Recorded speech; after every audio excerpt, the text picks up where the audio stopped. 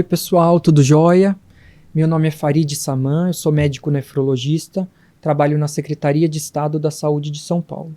A gente está aqui numa sequência de 5 aulas sobre a importância da doença renal crônica na atenção primária e como, de maneira bem objetiva, a gente pode implementar a gestão dessa doença na atenção primária. Hoje a gente vai falar sobre a padronização dos laudos de exames que avaliam a doença renal e que fazem esse diagnóstico de maneira precoce. Esses são os passos que a gente está seguindo para a gestão municipal da doença renal na atenção primária. A gente já falou sobre o protocolo, agora a gente vai falar sobre a padronização dos laudos nos laboratórios. Em primeiro lugar, eu quero falar para vocês que o exame de creatinina é um exame simples, barato e disponível no SUS e que avalia a doença renal e consegue classificar ela em 5 estágios. No estágio 5, que é o estágio final, que a pessoa precisa fazer diálise e transplante, isso marca muito, isso é um problema muito grande para o paciente, para os seus familiares e para os gestores. O que a gente não pode esquecer é que também por esse exame simples e disponível, que chama creatinina, a gente consegue diagnosticar as outras fases da doença renal que ocorrem anos antes do paciente precisar fazer diálise, mas infelizmente o paciente não sente nada e é muito difícil hoje em dia a gente fazer esse diagnóstico na fase inicial justamente porque ela não dá sintomas. Com o exame da creatinina, a gente consegue, como eu falei para vocês, classificar a doença renal crônica em estágio 1, 2, 3, 4 e 5. E aí a gente vai descobrir que cerca de 8 a 10% das pessoas têm algum grau de doença renal crônica. O que eu quero falar para vocês aqui, que é muito importante, a gente adicionar o exame de albumina na urina, chama albuminúria, nesse diagnóstico precoce, porque assim a gente vai conseguir identificar as pessoas com maior risco de precisar fazer diálise e de ter evento cardiovascular. Quando a gente faz esse rastreamento somente por creatinina, as pessoas de alto e muito alto risco são 1,73% das pessoas, como eu estou mostrando nessa figura. Quando a gente, então, adiciona o exame da relação albumina-creatinina, que é um sinônimo do exame de albuminúria, a gente consegue diagnosticar 80% mais pessoas de risco alto ou muito alto. É por isso que só a creatinina não é suficiente. Só que a creatinina tem alguns problemas para a gente interpretar.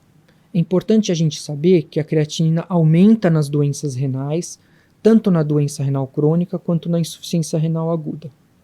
A gente precisa saber também que a creatinina é naturalmente mais alta em pessoas do gênero masculino e naquelas com alta massa muscular. Então essas pessoas podem ter, por exemplo, uma creatinina de 1,8 e não ter problema renal nenhum.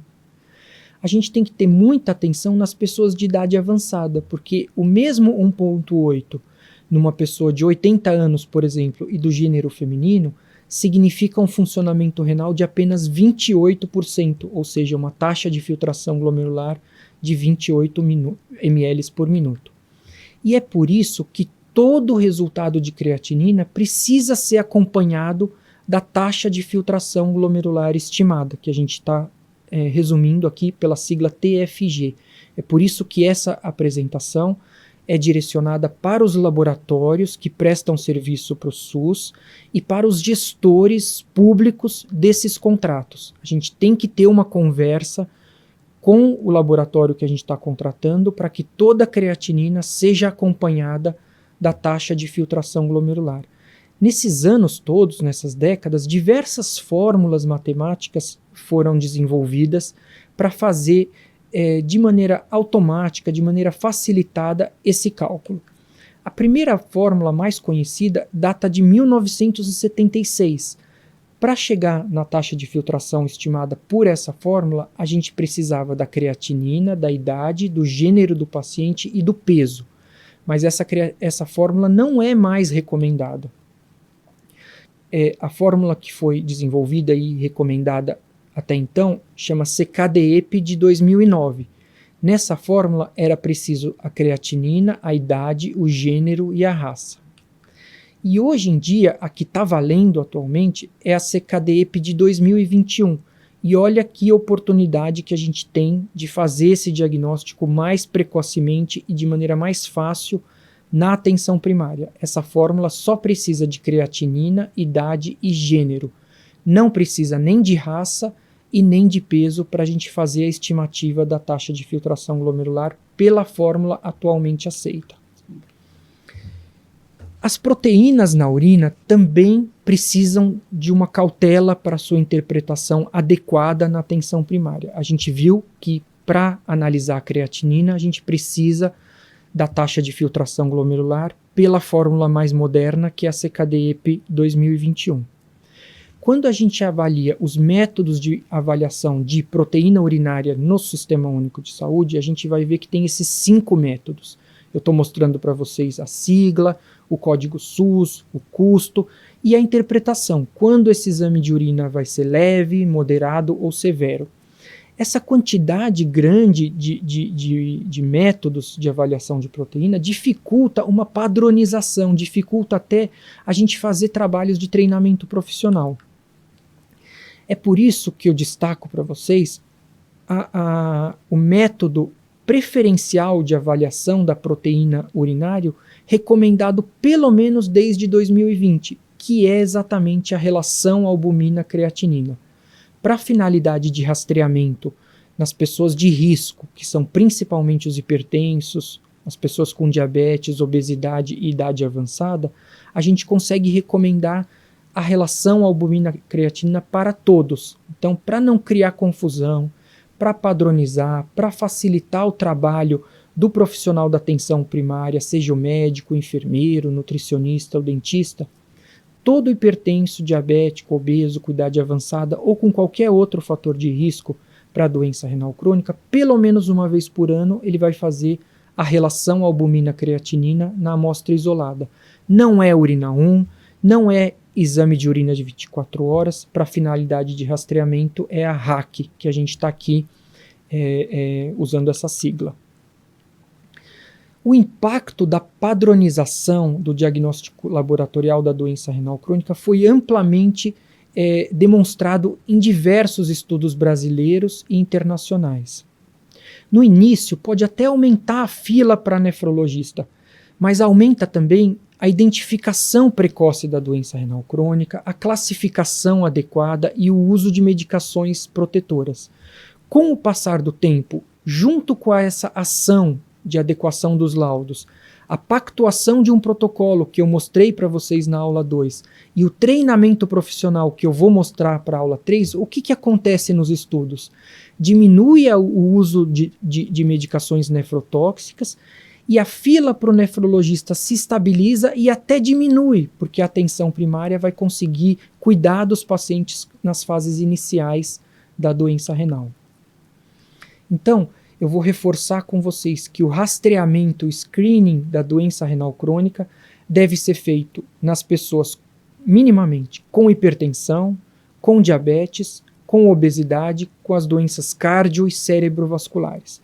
Essas pessoas precisam fazer no mínimo uma vez por ano uma creatinina no sangue e uma amostra isolada de urina para medir a relação albumina-creatinina. E é importante destacar que isso é uma recomendação muito bem estabelecida pela CIB, que é a Comissão de Intergestores Bipartite, uma conversa que foi amplamente feita entre Estado e municípios em São Paulo. Isso está determinado no SUS em diversas diretrizes, eu mostrei muito bem isso para vocês na aula 2, pela Sociedade Brasileira de Patologia Clínica, pela Sociedade Brasileira de Nefrologia e pela Sociedade Internacional de Nefrologia. Essa é a recomendação que a gente está trazendo para o SUS.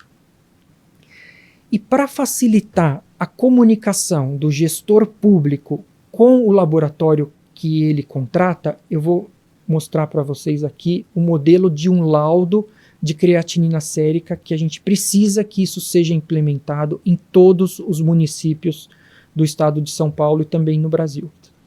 Quando um profissional da saúde solicita uma creatinina sérica, de maneira automática, o laboratório tem que soltar o resultado da taxa de filtração glomerular, como eu estou mostrando para vocês, pela fórmula CKD-EPI, e está aí a referência que muitos laboratórios gostam de colocar também nos laudos. Então, nesse exemplo, que é uma mulher de 54 anos, ela tem a creatinina de 1,26 e a gente precisa chamar a atenção que ela tem uma taxa de filtração glomerular de 51. Aqui eu estou mostrando o laudo de microalbuminúria. De novo, esse exame, eu já falei isso na aula anterior, esse exame é de baixo custo, está disponível no SUS e eu estou mostrando o código SUS. Quando um profissional de saúde solicita o exame de microalbuminúria, o laboratório tem que soltar a relação albumina-creatinina e ele pode cobrar 2 códigos, o da albumina, que ele vai fazer essa dosagem na urina, e da creatinina, que ele também vai fazer essa dosagem na própria amostra isolada de urina.